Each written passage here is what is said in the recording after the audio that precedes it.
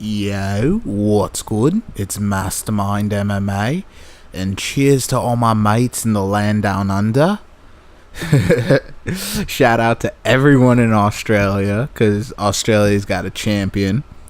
I love Australia. I've been down there a bunch of times, and yeah, fucking New Zealand, Australia, all of them got a champ now. So congrats to them. And if you guys don't know by now, you should know. It's motherfucking Bobby Knuckles that's got the strap. And yeah, man. So he outclassed Romero in a 5-round fight. Was slow in the beginning, had a knee injury, overcame it. That was previous, and then agitated in the fight, overcame it. Won 3 rounds after that. And fucking the Reaper, what do you say about him, man? He took out Jacare. He took out Romero. That's like, if he takes out Rockhold, that's like the most, right? So Jacare Romero is an incredibly impressive run. Just that 2 fights in a row, that shit's impressive as fuck. But like, who else is left? Because really, when you think about it, you have Bisping, who is the champion, because he did knock out Luke Rockhold legitimately, and legitimately legitimately won the belt. He didn't necessarily have that legitimate of defenses when you think about Dan Henderson, you know, he was fucking like 15 at the time, 47 years old, and he dropped the H-bomb twice on him. So, you know, it wasn't the revenge that he wanted. He got his... He had a really tough fight that I personally thought Dan Henderson should have won and should have retired with the belt, but that's just my personal opinion. So it's like, not only did he fight a older, outside the top 10 opponent as a defense, he arguably lost it, and, you know, controversially won it. You know what I'm saying? So it's like, you have that kind of lingering over Bisping. I think if Bisping actually fought Jacare after Luke, no one would be really talking like about the legitimacy of the belt. So I feel like because of that, Whittaker is really out here taking on the number 1 contenders. Honestly, man, like when he fought Jacare, I'm not saying, oh, I called it before he did it. I thought, oh, what, they're trying to feed him to Jacare. But I just had like this nagging feeling that he was going to get the upset. I kept thinking, like, how crazy would it be if he would get the upset? How crazy would it be if he got the upset? I feel like Whittaker might do it, but like, it wasn't a legitimate thing. You know what I mean? If you were to ask me for my pick at that time, I would have said Jacare got it. But I had that in the back of my head, and I'm not making it up now. But you know, even when even I kind of did the same shit this time in a way. Like, I was talking to my boy, and he was like, "Oh, who do you think? Who you got?" And I was like, "I got Romero, probably by this, like, I got Romero winning this, but I have a feeling fucking Bobby Knucks is gonna get the upset. Like, I have a strong feeling." Well, so I guess honestly I shouldn't have even mentioned that, because that shit doesn't count for anything, because I'm basically on both sides, so it doesn't even matter, because either way I would have had something. So just fucking, I guess, erase all that. Like, I'm not trying to say that to validate my picks. I'm just saying I never slept on fucking Bobby Knucks, because, you know, he hasn't faced that level of opponents before that. And you know, at welterweight, I'm pretty sure it was the weight cut that got to him, because when you excuse me, when you look at, sorry, I was reading something. When you look at his fights, like Brunson and stuff like that, they're top fighters, don't get me wrong, but they're not the fucking 1% of 1% elite. Like, once you enter that top 5, top 4, top 3 realm, that shit is like once you're in like that top 3 contention, it's like any one of those guys could be champ on any given day. Like if you're just running probability out on matchups, like any one of them could get it. And when he fought Romero the way he did with the knee injury, overcoming it, especially after like losing the initial rounds, you gotta respect it, because Romero's a scary guy in the sense of not only does he, like, his physique is intimidating, but his explosiveness is intimidating and scary, because you can't plan for something you don't know or don't see, or something is so wild you can't really react off it. So that affects your confidence, because you're feeling like, all right, man, you get more tentative, because you're like, this motherfucker might just launch up into the air and then knock me out. So, that just by that aspect, I never saw Bobby Nux being tentative.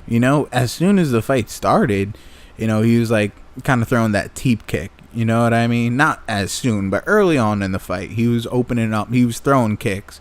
He didn't look intimidated, and it's a big stage. It's a lot on the line against a scary opponent. Homie came through, man.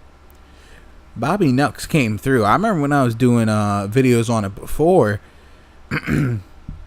people were like, yeah, I can see Romero get it, but like, I won't. And people were like, Whittaker, I got Whittaker on it. Let's get Whittaker. When I had a few Australian fans like say let's go Whittaker, and I was in full support of that, because I love Australia too. So it's like I'm happy that you guys got a champion. So he's got a whole country behind him. He's young. He's like 26. He's a motherfucking world champion. I don't have his record up or anything like that, but I think after the Wonder Boy loss that he went up. So the fact that, like, I think that kind of jaded his perception, because Wonder Boy is an elite striker, and then if Wonder Boy got one over on you at that time, because that was when Wonder Boy was motherfucking Wonder Boy on the come up, you know what I mean? Like on the rise to that Hendricks fight. Because as of right now, in his place in his UFC career, Wonder Boy's peak was at Johnny Hendricks fight, because Johnny Hendricks was the number 1 contender, or number 2 contender, or number 3. Fuck, man. No, I know Rory McDonald was the number 1 contender. I think Johnny Hendricks was number 2 at that time. Finished Johnny Hendricks, made easy work, had an impressive debut, because it was supposed to be Verdum versus Kane, or Verdum versus Stipe, and then, because Kane pulled out, then Stipe came in, and then Verdum pulled out, and then that actually canceled the number. I'm trying to remember what. Yeah, so that was supposed to be 196, and McGregor Dos Anjos was supposed to be 197. So then so Wonder Boy got a big stage on the Super Bowl, and then that really built his allure up. So when and I mean, he already beat Whittaker at that time, but you know what I'm saying. So people were kind of like, I think people had a perceptive vision of Bobby Nux that he has a ceiling, there's a limit. But when he beat Jacare, people are like, all right, you know what I mean? He's got something. And then when he beat Romero, it's not only that he beat the guys, it's the fact that when he fought Jacare had his back. When he fought Romero was taking him down, and he was getting back up, and then his takedown defense was fucking glorious. Like, he has Olympic level wrestling. That's it's proven and it's tested. Robert Whittaker has Olympic level wrestling, because he was stuffing the takedowns against Romero and sprawling, and just getting he just technique was so good, man. Like, and for him to be so young, he's still learning, he's still developing. So honestly, man, we really might see the top, the new guy in the division. You know what I mean? You have a lot of heat in that division, but when you think about it, the heat was Jacare, the heat was Romero, the heat was Rockhold.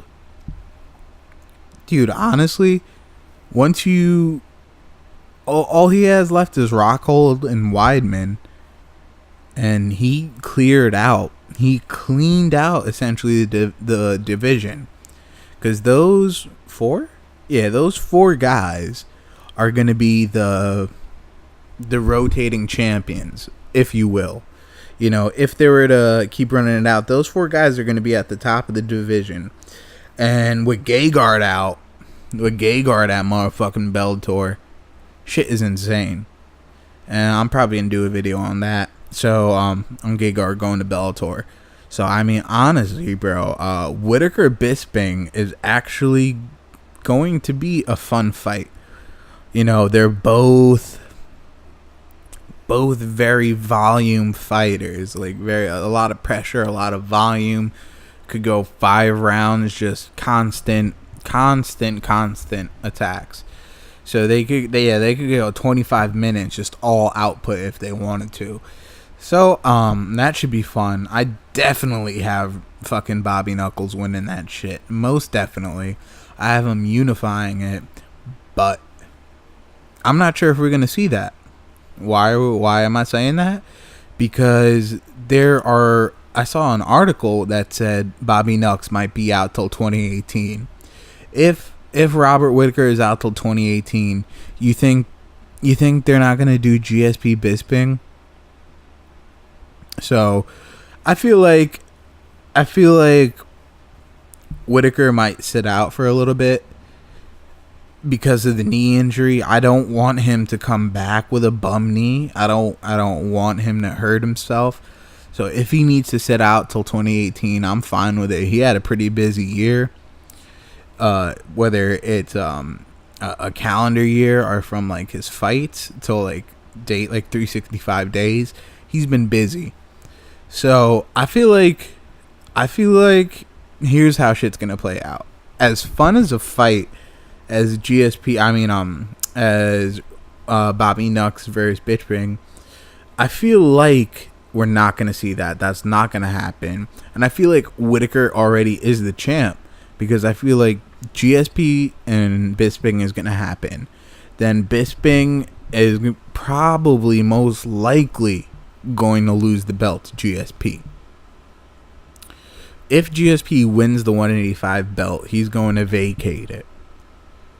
That's just what I think he's going to do.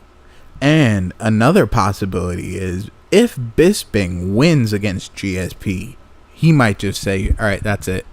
I made my money, I'm out. So I really feel like we have the true champion crowned already because of the outcome. And it's legitimate, you know. He beat Jacare, he beat Romero. Only one really left is fucking, you know, you can't argue that he's not legitimately the champion. I mean, I get that he didn't beat Bisping to beat the champion, but he fucking damn near beat everyone else.